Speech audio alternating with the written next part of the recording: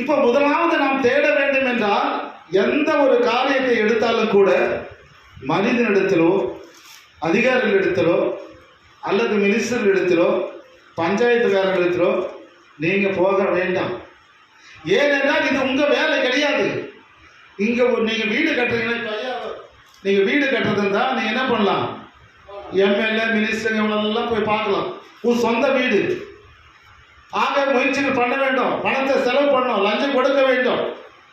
ஆனால் இங்கே இருக்கிறவர்கள் பிரச்சனை என்னவென்றால் இந்த ஆலயத்தை கட்டி முடிக்க வேண்டும். இதற்கு உண்டான தடைகள் அத்தனையும் நீங்க வேண்டும்.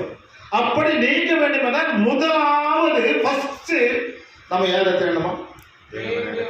தேவனை தேடும் பொழுது இவைகள் எல்லாம், இவைகள் என சொல்லப்படும் போது இப்ப கட்டப்படாத, முதலாவது கர்த்தரை தேடும் போது கட்டப்படாத காம்பவுண்ட் சுவர் கட்டப்படும்.